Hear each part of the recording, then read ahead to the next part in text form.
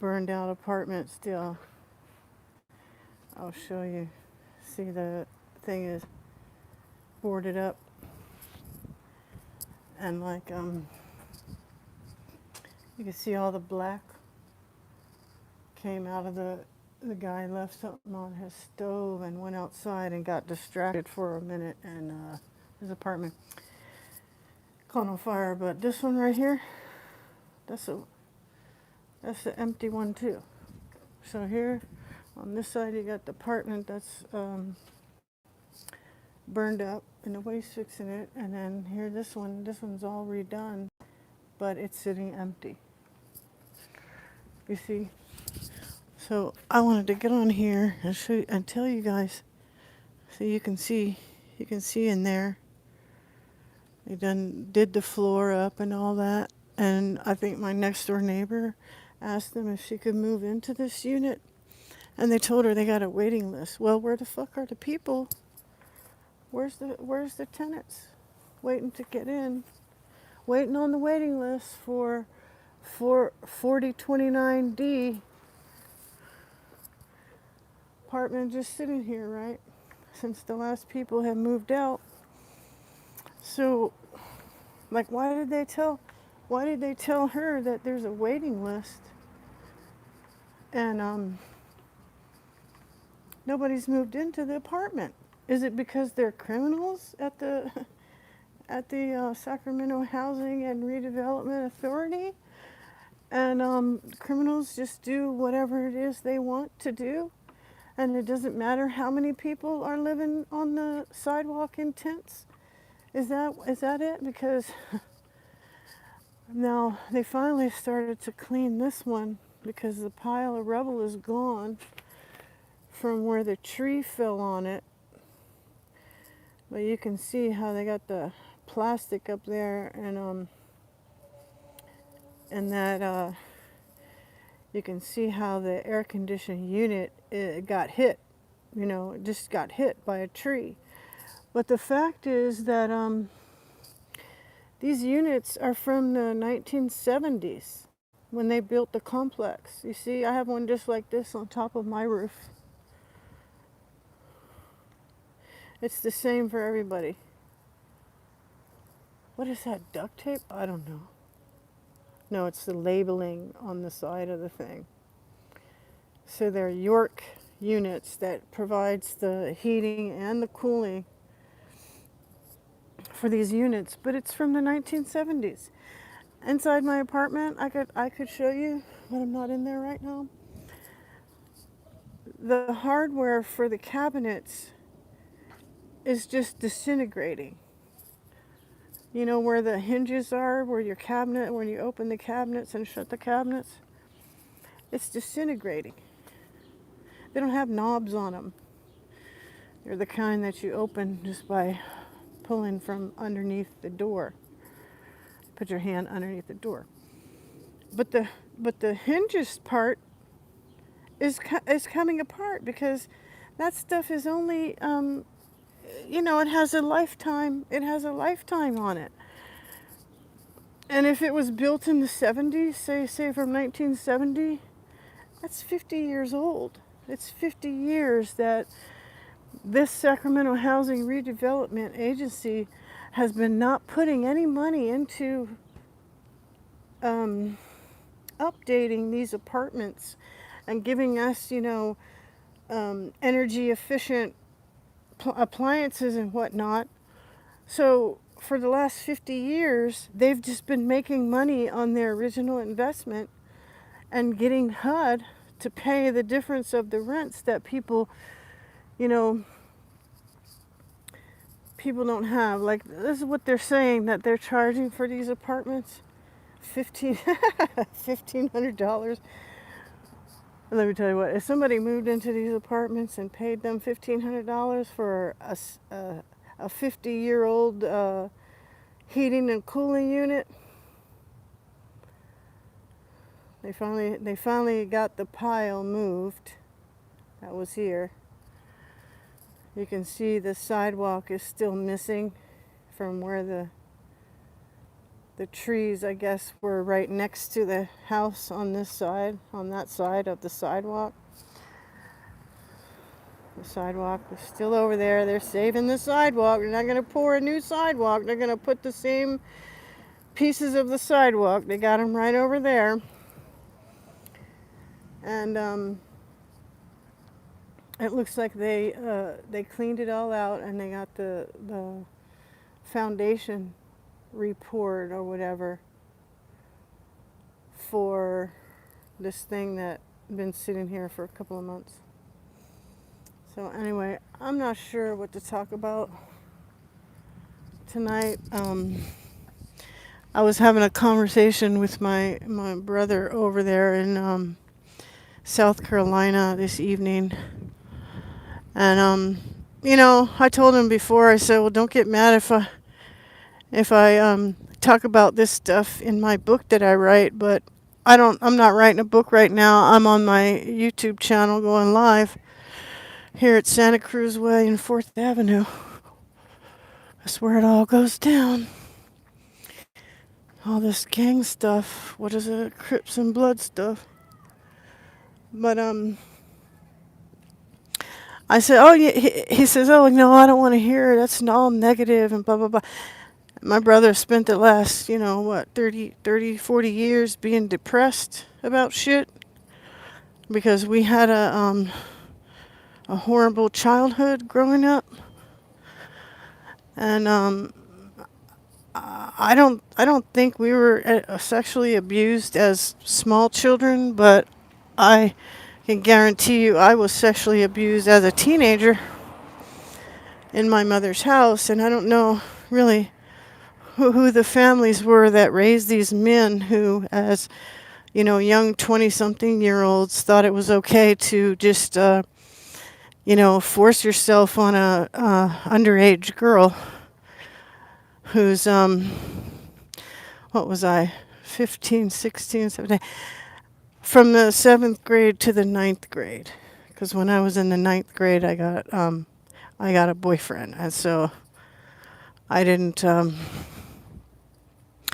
nobody made moves on me after I was dating. And believe it or not, I never had sex with my boyfriend that I chose for myself, that I allowed to have a relationship with me. No, I never had sex with that guy. But I had been having sex with older men who were just left over after the party at Carol Ann's house on the weekend, And so what I'm here to tell you is that if you come from one of these bloodline families, like I do, you have no sense of boundaries because you're in an abusive situation to begin with, right? From the time you come out of the room where your soul comes from infinity and jumps into a small little embryo that's inside of your mother's womb, you're pretty much a victim. You're a victim. You don't have somebody that loves you and cares for you because they're gangsters. They're pirates. Okay? These bloodline families, that's the problem with them. That's why they do all these things to children. And they just want it to continue because they're pirates. Can you imagine, like, if there was children on Pirates of the Caribbean, that movie Johnny Depp made? What would have happened to the children? What would happen to the... It was bad enough what happened to the women. What happened to the women? Remember, they came in and they took her out of the house and sat there and kept her hostage and watched her eating apples and stuff because they were already dead. That captain guy that kept her hostage on the... I don't remember the names of those movies, but I remember what happened in them. I remember how they had Will Turner, his dad was part of the ship, right? Part of the ship. And that reminded me of the Philadelphia experiment, how, some military men lost their lives in that Philadelphia experiment where they took the ship from New Jersey or wherever it was and relocated it in time. And some men became part of the ship and lost their lives, I think. Anyway, I was talking to my brother and he's like, he doesn't believe a lot of the stuff that I'm telling him about. I said, well, brother, that's because the technology that we know about is 50 to 100 years behind what these motherfuckers are already doing, right? And so he's like, I just don't believe it, Karen, and it's kind of negative for you to sort of talk about it. Like, oh, look, green truck. Oh, that table looks like the one that I had set out in the rain.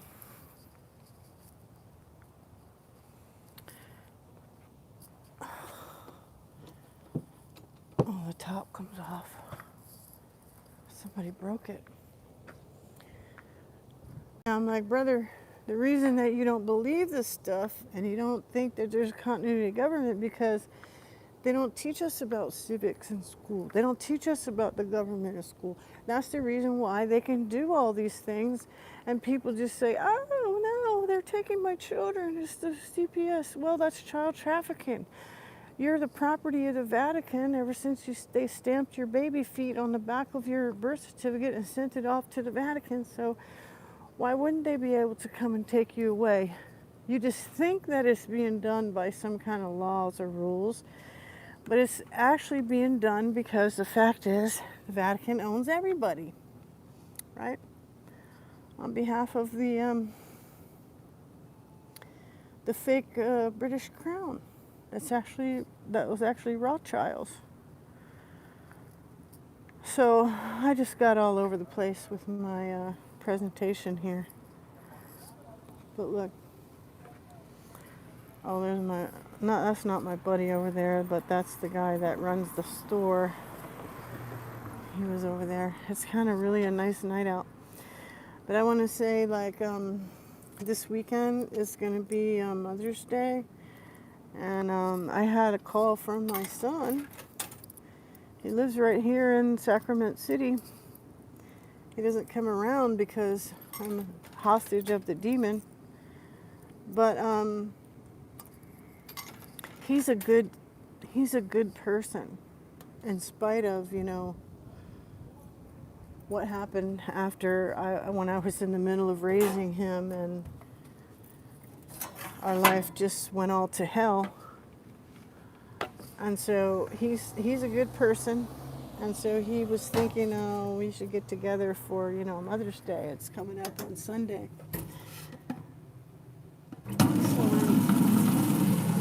So I said, oh, why don't we go for a bike ride? So now I'm going to see if I can fit my beach cruiser into my new used Honda Accord and see if I can ride over there up by the river where he lives, because he could ride all the way down here, but it would be a long ride and then he might be tired. And then here it's like, where do I ride? I ride up and down the road to the store. There's not really like a river per se here for us to ride next to or to visit. So we're gonna try to have a picnic or something like that. And but I remember I had this message for you guys last time, and it was about how you're not going to be able to help assist any of these what they call sleeping people. You're not going to be able to help the sleeping people if you still have demons inside your closet. And that was the message with the Pope's Exorcism, that movie that I watched with Russell Crowe in it. And I told you guys I tried to not see that movie. I tried to see the feel good one about rescuing some interpreter guy from Afghanistan, and the sound wasn't working for that movie. So and the only other movie I wanted to see was um, that Afghanistan movie or the Pope's Exorcism, because I like being in these bloodline families, four of them. Um, you have to grow up fast. You have to grow up fast, and you learn about a lot of things that, as children, maybe that people just don't know. Maybe people go their whole lives without knowing the things that we have to figure out early in life, because we come from these bloodline family of pirates, right? And so that movie is going to have a sequel, at least one sequel, because at the end of the movie, they say, the Russell Crowe character, what was his name? Father Amorta, Amorta. Something either to do with death or love. Father Amortus. Anyway, he and the younger priest, who's local to Spain, where they go and they get this demon out of the boy. And believe me, the mother and the daughter and the son got the F out of there as soon as the boy was free. And she didn't even look back, to see if whatever happened to Father Amortus and his helper. But those guys had gotten rid of the possession of this one demon, and there were supposedly 200 of these fallen angels that are maybe if it's the same like the one in Spain, maybe they're trapped in certain geographic areas where people imprisoned them or whatever when they were exorcised out of whoever they were possessing, and then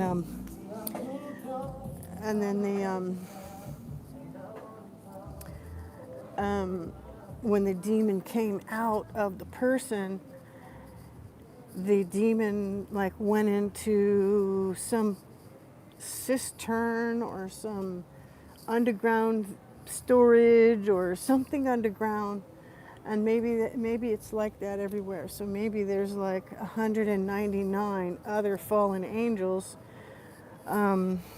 just like around, and maybe there's like maybe there's one like trapped in like Baton Rouge, Louisiana, where Joel Guy Jr.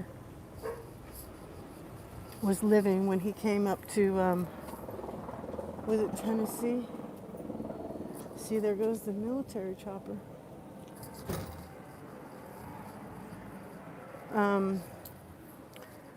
Yeah, it was Baton Rouge where Joel Guy Jr. lived, right? Killed it. Where Joel Guy Jr.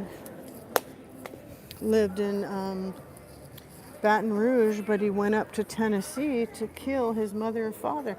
See, he was from a satanic bloodline, so there's something going on in Tennessee because it's Nashville there, right? They may have their own demon like underground in Nashville, because you listen to Kathy O'Brien. What does she say? Oh, they traffic children through the Grand Ole Opry and the whole country music scene. She and her brothers and sisters like toured all around the United States, being trafficked by human traffickers and sex trafficked.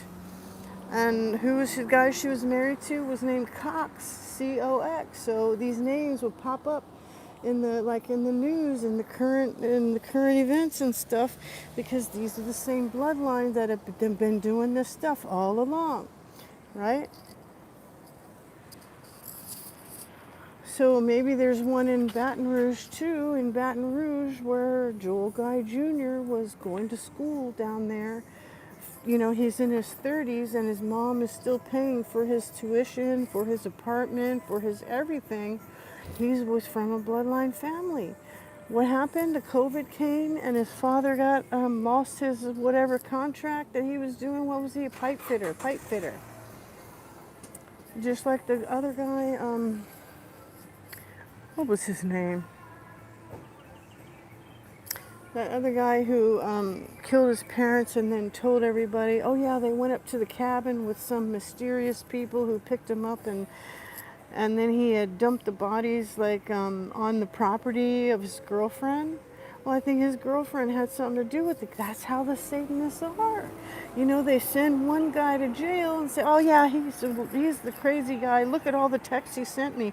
But actually it's the other people and the friends of that guy that encouraged him or gave him the tools or explained to him how you do these things and get away with it, and then you're going to have, the insurance money, whatever. Joel Guy Jr. had the guy. So basically what I'm saying is, in that movie, it's like bringing it out that maybe we're in these areas where we have these problems, where they have these creepy things going on, like right up here in Placer County, where the Kylie Rodney disappeared girl, and then all of a sudden Adventures with Purpose shows up and they find Kylie Rodney in the car. Well, was that Kylie Rodney? We don't know. We don't know. Because the satanic families sell their children to other Satanists to be sexploited in the Hollywood and stuff. And the kids think they died and gone to heaven. Well, basically they did, because they put somebody's body there and said, oh, it's Kylie Rodney. We found her in Placer County in Prosser Reservoir. We don't know who that was that they found in Prosser Reservoir. There's probably a demon buried somewhere up there in Placer that's, being used and summoned by the Satanists up there. That's one county away from here. This is the Sacrament City County. And then right next door, there's the Placer County. And then what is Davis? I think Davis is the YOLO, you only live once county. Well, this is what the Satanists do. They live in the surrounding counties, and then the place like Sacramento, where there's 1 million people living here, they come and feed off of us here. They don't live here themselves. No. They live in nicer areas that are adjacent to these high population areas. And then they come over here and they feed on us.